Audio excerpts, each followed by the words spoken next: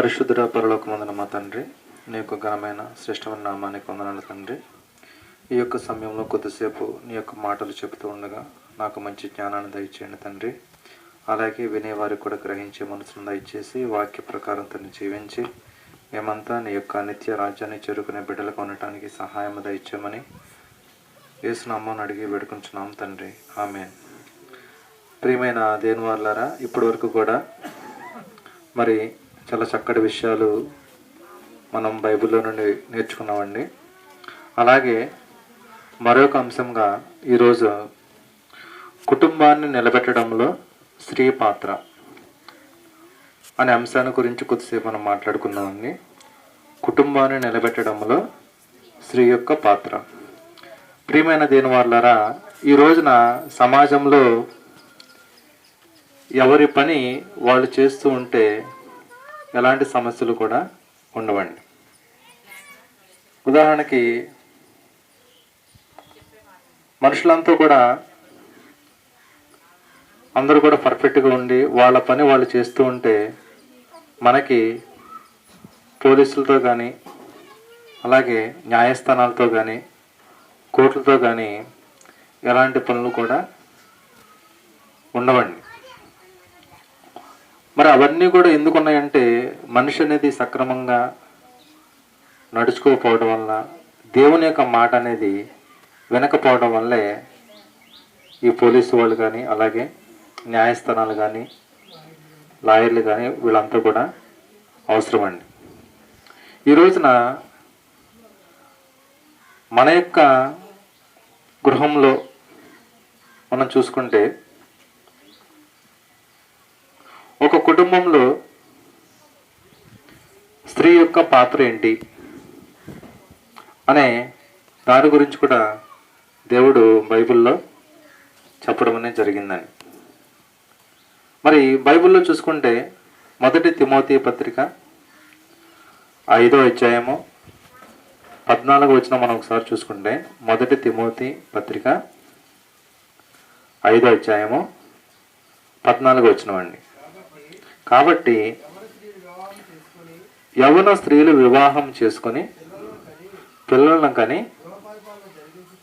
గృహ పరిపాలన జరిగించు నిందించుటకు విరోధికి అవకాశం ఇవ్వకుండా ఉండాలని దేవుడు కోరుచున్నాడండి. అంటే యవన స్త్రీలు ఏం చేయాలంట? వివాహం చేసుకోవాలి, తర్వాత పిల్లలను కని గృహ పరిపాలన జరిగించు.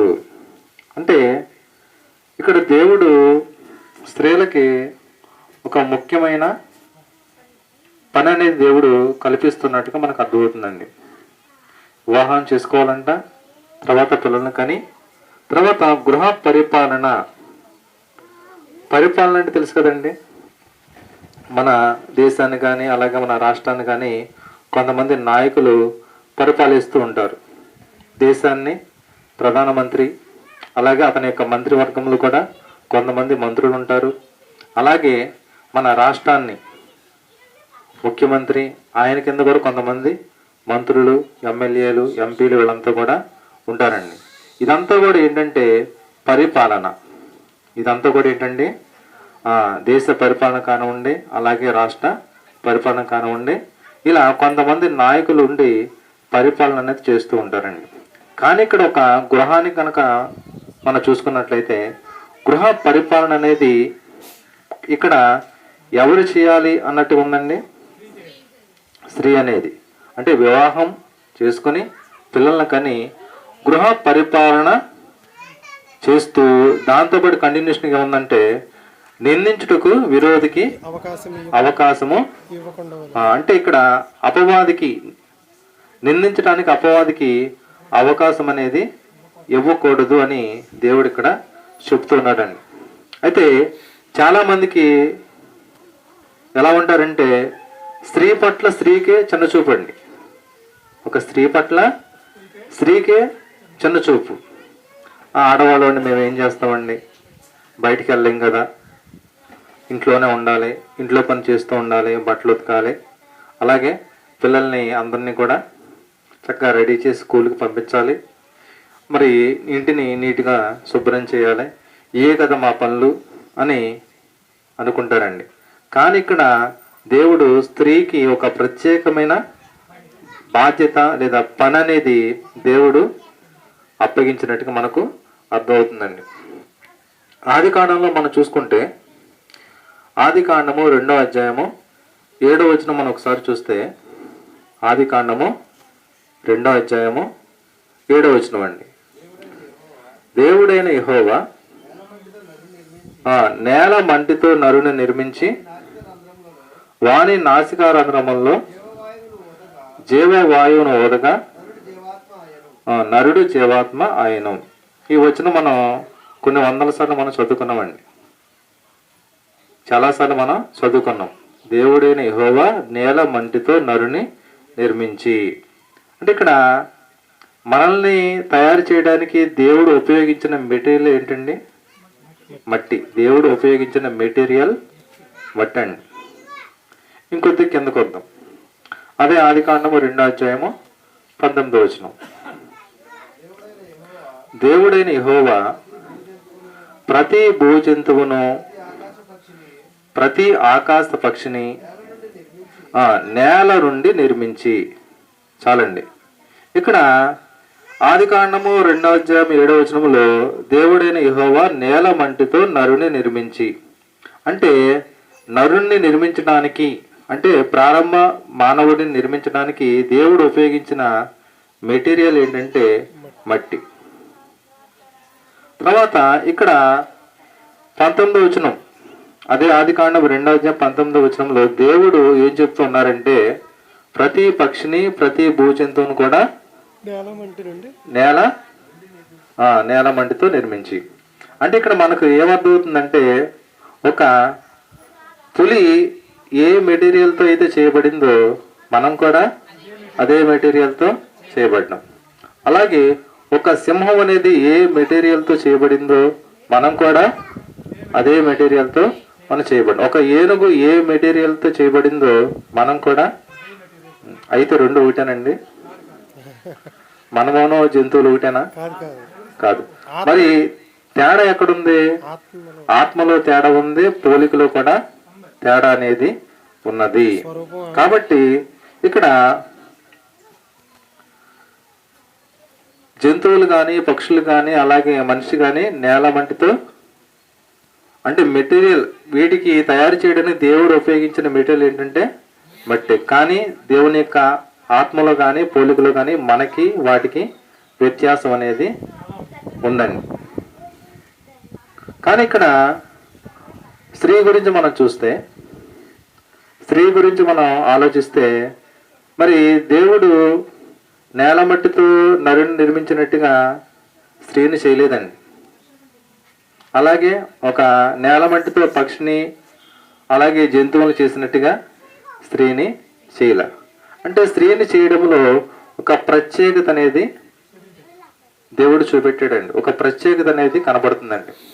ప్రత్యేకత అనేది మన బైబిల్లో కూడా చూసుకుంటే స్త్రీ దగ్గర దేవుడు ఒక సపరేట్గా ఒక ప్రత్యేకంగా వ్యవహరిస్తూ ఉన్నాడు. ఒక ప్రత్యేకమైన శ్రద్ధ అనేది తీసుకుంటూ ఉన్నాడండి.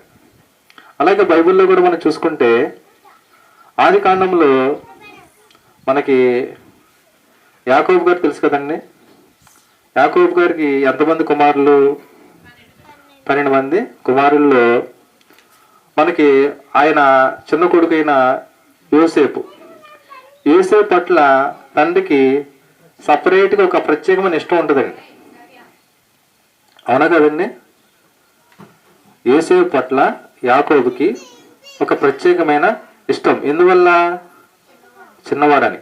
మన ఇంట్లో కూడా చూసుకుంటే పెద్దవాళ్ళ కంటే చిన్నవాళ్ళ మీద ఒక ప్రత్యేకమైన శ్రద్ధ ఉంటుంది.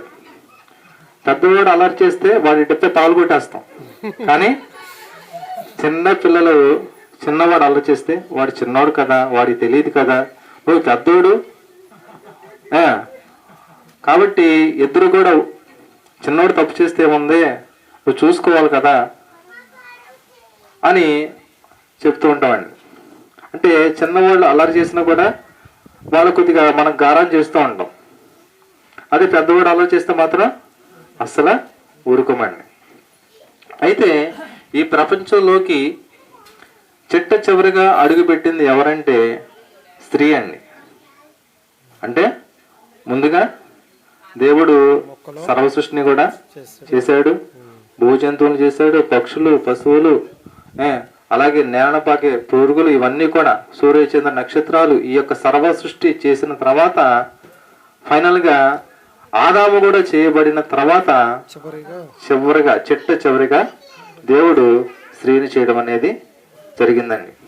ఆదికాండం 1వ అధ్యాయంలో దేవుడు చాలా మంచిదని మొదటి అధ్యాయం మొత్తం కూడా చెప్పడం అనేది జరిగిందండి. అవునా కదా? మొదటి అధ్యాయం మొత్తం కూడా దేవుడు సృష్టిని చేస్తూ అది చాలా మంచిదిగా కనబడిను, చాలా మంచిదిగా ఉండేను అని దేవుడు చెప్తూ ఒక చోట మాత్రం మంచిది కాదని చెప్తాడండి. అన్నీ మంచిదని దేవుడు చెప్తూ ఒక చోట మంచిది కాదని చెప్తాడు. ఎక్కడది? నరుడు ఒంటరిగా ఉండుట మంచిది కాదని. నరుడు ఒంటరిగా ఉండటం ఎందుకు మంచిది కాదు? నరుడు ఒంటరిగా ఉండటం ఎందుకు మంచిది కాదు? ఇప్పుడు ఆదాముకు సాటి అయిన సహాయం కొరకు, అంటే అప్పటి వరకు సాటి అయిన సహాయం లేదండి. సాటి అయిన సహాయం అంటే ఇప్పుడు ఆదాముకు సాటి అయిన సహాయం కింద ఉండాలంటే స్త్రీ అనేది ఆదాముకి ఇంటి పని, వంట పని చేస్తూ ఉండాలా? అసలు ఇంటి పనితో అప్పుడు ఏమన్నా పని ఉందా? ఆదాముకి ఏమైనా బట్టలు ఉతకాలండి? బట్టలు ఉతికేటట్టయితే వాషింగ్ మిషన్ ఒకటి ఉంటే సరిపోద్ది. అసలు ఆ బట్టలే లేవు కదా, అంటే వాషింగ్ మిషన్ తో కూడా పని లేదు. పోనీ వంట చేయాలా? చక్కగా ఏదైనా వనంలో మంచి పొడిలోటి తీసుకొని చక్కగా ఎప్పుడు ఆకలి అప్పుడు పండు కోసుకుని తినొచ్చు. అంటే వంట చేసే పని కూడా లేదు. వంట చేసే పని లేదంటే దాంతో ఇంక్లూడ్ ఇంకో పని ఉంటుందండి, అంటు తోమే పని కూడా లేదు. మరి ఇక్కడ ఆదాముకి అంటు తోమే విషయంలో కానీ, అన్నం వండటం విషయంలో కానీ ఎలాంటి పని కూడా లేదు. పోనీ కాళ్ళ నొప్పులు అలాంటివి ఉన్నాయండి. రోగాలే లేని రోజులు, ఆ రోజులు ఎలాంటి ఇబ్బందులు, ఎలాంటి రోగాలు కూడా లేవు. అంటే అనారోగ్యం అనేది రాదు. మరి ఇంకెందుకు స్త్రీ? మరి ఇంకెందుకండి స్త్రీ? ఆదాముకి ఇక్కడ నరుడు ఒంటరిగా ఉండట మంచిది కాదని దేవుడు ఎందుకు అంటున్నాడు అంటే అవ యొక్క పాత్ర ఏంటి? ఇంటి పని లేదంటున్నాం, వంట పని లేదంటున్నాం, బట్టలు ఉతికే పని లేదంటున్నాం, అలాగే భర్తకి సేవ చేసే పని, అనారోగ్యం వస్తే చూసుకునే పని, ఇలాంటి ఏమీ కూడా లేదు. మరి ఇంకెందుకు స్త్రీ? ఏం చేయాలి? కాబట్టి ఇక్కడ అలాగే దేవుడు ఆదాముని చేసిన తర్వాత ఒక పెద్ద పని అనేది దేవుడు ఆదాముకి అప్పగించినట్టుగా మనం చూస్తామండి. ఆ పెద్ద పని ఏంటంటే జీవరాశులకి పేర్లు పెట్టడం అండి. జీవరాశులకి పేర్లు పెట్టడం. సుమారుగా 80 లక్షల జీవరాశులకి పేర్లు పెట్టడం అంటే సులభమా, కష్టమండి? కష్టమే. మనమే ఇప్పుడు చాలా మంది ఏంటంటే పేరు పెట్టమని పెద్ద పెద్ద దైవజనుల దగ్గరికి అలా వెళుతూ ఉంటారండి. పెద్దవాళ్ళ దగ్గరికి, లేకపోతే వాళ్ళకి తెలిసిన వాళ్ళ దగ్గరికి వెళ్ళి మా పాపకి పేరు పెట్టండి లేదా మా బాబుకి పేరు పెట్టండి అని చెప్తూ ఉంటారు. అలా పేర్లు పెట్టేటప్పుడు మనమే కనుక పేర్లు పెట్టమని ఎవరైనా నిర్ణయిస్తే ఎన్ని రకాల పేర్లు పెట్టగలమండి? ఒక పేరు మళ్ళీ రాకూడదు. ఒక జంతువుకి కుక్క అని పేరు పెడితే మళ్ళీ కుక్క అనేది రాకూడదు. పులి అని పేరు పెడితే మళ్ళీ పులి అనేది రాకూడదు. అలా 80 లక్షల జీవరాశులకి పేర్లు పెట్టడం అంటే సామాన్య విషయం అనేది కాదు. పోనీ ఈ స్త్రీని కూడా ముందుగానే చేస్తే మరి ఆదాముకి పేరు పెట్టడం ఉపయోగపడేది కదా. ఇప్పుడు ఆదాముని చేసిన తర్వాత అవ్వను కూడా వెంటనే ఇక్కడ ఆ జీవరాశులు చేయడానికంటే ముందు అవ్వను కనుక చేస్తే ఆదాముకి పేర్లు పెట్టడానికి సహాయపడేది కదా. కానీ సమస్త జీవరాశులకి సృష్టింపబడిన తర్వాత, వాటికి పేర్లు పెట్టబడిన తర్వాత అప్పుడు ఫైనల్గా హవ్వను చేయడం అనేది జరిగింది. అంటే ఇక్కడ ముందే కనుక చేస్తే ఏదో కొద్దిగా సాటి అయిన సహాయం కింద ఉపయోగపడిద్దని అనుకోవచ్చు. కానీ ఇక్కడ అన్నీ అయిపోయిన తర్వాత, అంటే జీవరాశులు కూడా పేర్లు పెట్టేసిన తర్వాత, సర్వ సృష్టిని కూడా సృష్టింపబడిన తర్వాత, ఆదాము కూడా చేయబడిన తర్వాత, ఫైనల్గా చిట్ట చివరిలో మరి స్త్రీని దేవుడు చేయడం జరిగిందండి. మరి స్త్రీని అప్పుడే ఎందుకు చేశారు? ముందే కనుక చేయొచ్చు కదా. స్త్రీని మొత్తం పనంతా అయిపోయిన తర్వాత అప్పుడు స్త్రీని చేయడం ఎందుకు? ఆర్ నారాయణమూర్తి గారు తెలుసు కదండి. ఆయన తెలంగాణ అది విప్లవాలకు సంబంధించి కానీ కొన్ని సినిమాలు తీయడం కానీ, కమ్యూనిస్ట్ సంబంధించి సినిమా యాక్టర్ కూడా కొన్ని సినిమాలు కూడా తీయడం అనేది జరిగిందండి. ఆయన ఇంటర్వ్యూ చేసినప్పుడు ఆయన ఇప్పటివరకు పెళ్ళి అనేది కూడా చేసుకోలేదంటండి. ఆయన కూడా ఒక ఇంటర్వ్యూలో ఏం చెప్తున్నారంటే, నరుడికి కూడా సాటి అయిన సహాయం అనేది ఉంటే బాగుండేది కదా, నాకు ఇప్పుడు ఒక 64 ఏళ్ళు వచ్చేసే, ఇప్పుడు పెళ్లి చేసుకుందామన్నా కుదరదు కదా అని ఒక ఇంటర్వ్యూలో ఆయన చెప్పడం అనేది జరిగిందంటండి. అయితే ఇక్కడ దేవుడు మరి ఇందాడ మనం విన్నట్టుగా నోవాహు ఓడలోనికి జతలుగా, జతలంటే అన్ని ఆడది మగది ఇలా జతలుగా అన్ని కూడా ఓడలోకి వెళ్ళినట్టుగా మనం చూస్తున్నాం. అంటే ఇక్కడ ఆదాము గారికి కూడా ఆ తలంపు, అంటే ఇంకా ఇతనికి సాటి అయిన సహాయం అనేది కావాలి అంటే ఆ తలంపు కలగడం కోసమే తర్వాత ఏమైనా దేవుడు చేశాడండి? అప్పుడు వరకు ఎందుకు చేయలా? తర్వాత ఎందుకు చేశాడు అంటే, నరునికి ఆ తలంపు, అంటే ఇంకా నాకు కూడా ఎన్ని జంతువులు ఉన్నా కూడా నాకు సరైన సాటి అయిన సహాయం లేదు, నాకు సాటి అయిన సహాయం ఉండాలి అనే మనసు, ఆ యొక్క తలంపు అనేది ఆదాముకి కలగడం కోసం దేవుడు తర్వాత సర్వసృష్టిని చేసిన తర్వాత, సమస్త భూజంతువులకి పేర్లు పెట్టిన తర్వాత ఫైనల్గా హవ్వను చేయడం అనేది జరిగిందండి. అంటే ఇక్కడ ఈ స్త్రీ లేదా ఒక భార్య అనేది ఎలాంటిదంటే ఒక అలారం లాంటిదండి. ఒక అలారం. ఇప్పుడు భర్త ఏదైనా తెల్లవారుజామున 4 వెళ్ళాలి అంటే మనం వెంటనే మెలకువ రాదు కాబట్టి ఏం చేస్తూ ఉంటాం, ఒక అలారం అనేది మనం పెట్టుకుంటాం. అది మోగంగానే మనము ఆ టయాన్ని లేచి మనం చేయాల్సిన పనికి సిద్ధమవుతామండి. అలాగే ఇక్కడ కూడా ఏంటంటే స్త్రీ అనేది స్త్రీని దేవుడు ఎందుకు నిర్మించాడంటే, పురుషుడు దేవుని పని విషయంలో దేవుని ఆజ్ఞకు లోబడి అతను సరిగ్గా ఉండటానికి అతన్ని సరిచేసే ఒక అలారం లాగా, ఒక బాధ్యతగా దేవుడు సాటి అయిన సహాయం కింద స్త్రీని నిర్మించడం అనేది జరిగిందండి. స్త్రీని నిర్మించడం అనేది జరిగింది. ఎవరైనా తప్పిపోతే వెతకడానికి ఒకరిని పంపించాం. ఒక వ్యక్తి తప్పిపోయాడు. తప్పిపోయినప్పుడు వెతకడానికి ఒక వ్యక్తిని పంపించాం. పంపించినవాడు మళ్ళీ రాట్లా, వాడే తప్పిపోయాడు.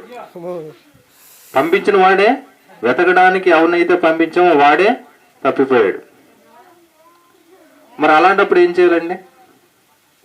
అలాగే ఇక్కడ కూడా ఏంటంటే స్త్రీని సాటి అయిన సహాయం కింద పురుషుడు దేవుని యొక్క ఆజ్ఞలకు ఏదైనా కట్టుబడి లేకపోతే దేవుని యొక్క ఆజ్ఞలకు మేరకుండా అతని యొక్క దేవుని యొక్క పనులు ఉండేలాగా చూడడానికి దేవుడు సాటి అయిన సహాయం కింద స్త్రీని నిర్మించడం జరిగితే ఆ స్త్రీయే తప్పిపోతే, కాబట్టి అలా అవ్వ కూడా ఏంటంటే మొదటగా మరి దేవుడు ఇచ్చిన ఆజ్ఞను మీరింది ఎవరండి? స్త్రీనే. మరి నిజంగా ఇక్కడ సాటి అయిన సహాయమే అంటే పురుషుడు తప్పిపోకుండా ఉండటానికి ఇచ్చిన స్త్రీయే తప్పిపోయింది. అయినప్పటికీ ఆదాము ఒక్క మాట కూడా అనలేదండి. నిజంగా ఆదాము అనేది ఒక వండర్ఫుల్ హస్బెండ్ కింద మనం చెప్పొచ్చండి. మంచి భర్త కింద చెప్పొచ్చండి. చెప్పొచ్చు. ఎలా చెప్పొచ్చు అంటే ఇక్కడ ఆదికాండము 3వ అధ్యాయం 6వ వచనం చూడండి. ఆదికాండము 3వ అధ్యాయము 6వ వచనం. స్త్రీ అంటే ఆ యొక్క హవ్వ వృక్ష ఫలమును ఆ ఆహారమునకు మంచిదియు కన్నులకు అందమైనది వివేకమిచ్చు రమ్యమైనది యుండు చూచినప్పుడు ఆమె దాని ఫలముల్లో కొన్ని తీసుకొని తిని తనతో పాటు తన భర్తకు కూడా తన భర్తకు ఇచ్చిన ఆమె కూడా తినేను. ఇక్కడ ఈ యొక్క వచనం ఆది కాండము 3వ అధ్యాయం 6వ వచనం అనేది ఒక హ్యూమన్ హిస్టరీని టర్న్ చేసిన వచనం అండి. మానవ చరిత్రని, మానవిక జీవితాన్ని మలుపు తిప్పిన వచనమే ఆది కాండము 3వ అధ్యాయము 6వ వచనం. అంటే ఎప్పుడైతే ఈ విధంగా హవ్వ దేవుడు తినవద్దన్న పండును తినడము, తర్వాత ఆమె తిని అతని యొక్క భర్త అయిన ఆదాము కూడా ఇవ్వడం ద్వారా ఏం జరిగిందండి? దేవుడు దూరం అయిపోయాడు, ఏదైనా వనంలో లేరు, మరణం వచ్చేసింది. అంటే ఇంక చావుకు కారణం హవ్వ. వాళ్ళకి చావు రావడానికి కారణం, ఆత్మీయంగా చావడానికి కారణం హవ్వ. మరి ఎన్ని చేసినప్పుడు అంటే దేవునికి దూరం అయిపోయారు. అయినప్పటికీ ఆదాము ఒక్క మాట కూడా హవ్వని అనలేదు. అంటే నిజంగా మరి వండర్ఫుల్ హస్బెండేనండి, మంచి భర్తనండి. పప్పులో ఉప్పు తక్కువైతే మనం ఏదో ఒకటి అంటూ ఉంటాం, కొంతమంది అనుమానపడుతూ ఉంటారు. కానీ ఇక్కడ దేవుడు కాదండి, ఆదాము ఒక్క మాట కూడా అవ్వని అనలేదు. అంటే నిజంగా ఆదాము చాలా గొప్ప భర్తని మనం చెప్పవచ్చండి. ఇక్కడ ఆదాము అవ్వకేం విడాకులు ఇవ్వలేదండి. దేవునికి దూరం అయిపోయామని విడాకులు ఏమైనా ఇచ్చాడండి? ఏమీ కూడా ఇవ్వాల. పోనీ కొట్టాడా? కొట్టలా. చూడండి ఒకసారి ఆది కాండం 4వ అధ్యాయము 1వ వచనం. ఆదాము తన భార్య అయిన కొట్టినప్పుడు అంటే ఇక్కడ కొట్టినప్పుడు అని ఉందండి. నీ వల్లే దేవుడు దూరం అయిపోయాడు, నీ వల్లే నాకు ఈ యొక్క కష్టపడి ఆ యొక్క పంటను తినాల్సి వచ్చింది, నీ వల్ల ఇదంతా జరిగింది, ఏదైనా వనంలో చక్కగా హ్యాపీగా ఎలాంటి చీకుచింత లేకుండా ఉన్నాము, నీ వల్లే దేవునికి దూరం అయిపోయి ఇలాంటి పరిస్థితి వచ్చిందని ఆదాము హవ్వని ఏమైనా కొట్టాడా? కొట్టలేదు. అంటే ఈ యొక్క వచనాన్ని బట్టి వాళ్ళు తర్వాత హవ్వ తప్పు చేసిన, దేవుడు వారిని శపించిన, ఇక్కడ ఆదాము మాత్రం హవ్వని ఏమీ కూడా అనలేదంటే నిజంగా గొప్ప భర్తను మనం చెప్పుకోవచ్చండి. ఇక్కడ ఇంకా చూసుకుంటే వీళ్ళిద్దరూ కూడా ఒకే మాట మీద ఉన్నారు కాబట్టి ఈ విధంగా కలిసి ఉన్నారండి. అలాగే కుటుంబంలో కూడా స్త్రీ పురుషులిద్దరూ కూడా ఒకే మాట మీద ఉన్నప్పుడు ఎలాంటి ఇబ్బందులు, ఎలాంటి గొడవలు కూడా రావండి. స్టార్టింగ్లో ఇప్పుడు పెళ్ళయిన తర్వాత స్త్రీ అత్తగారింటికి వచ్చినప్పుడు అలవాటు పడడానికి కొంత టైం అనేది పట్టిద్దండి.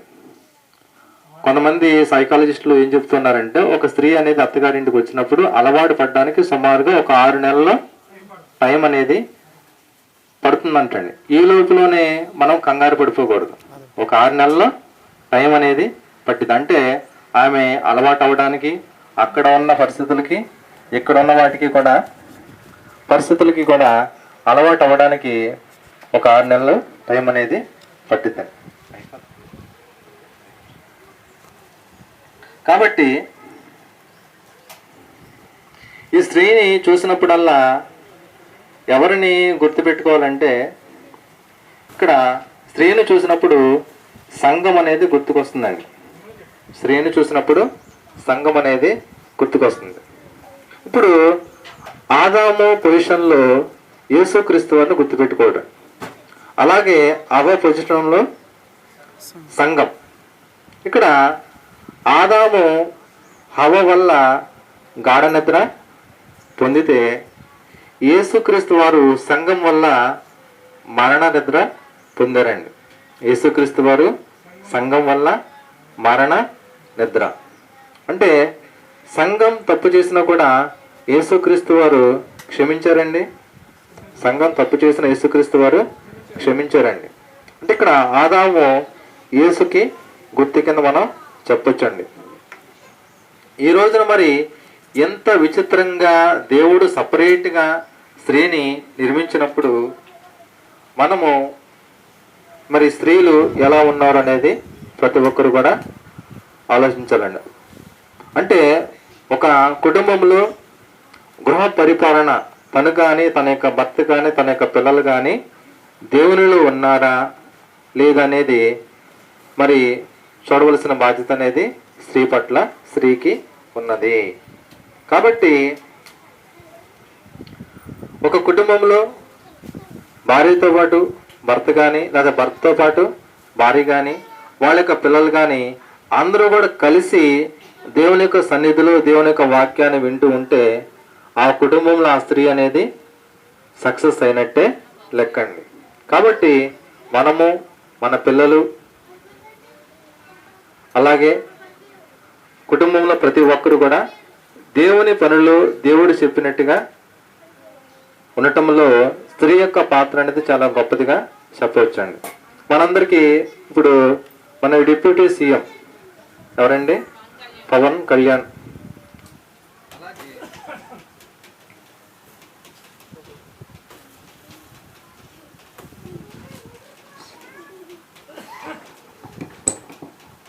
పవన్ కళ్యాణ్ గారు కదండి.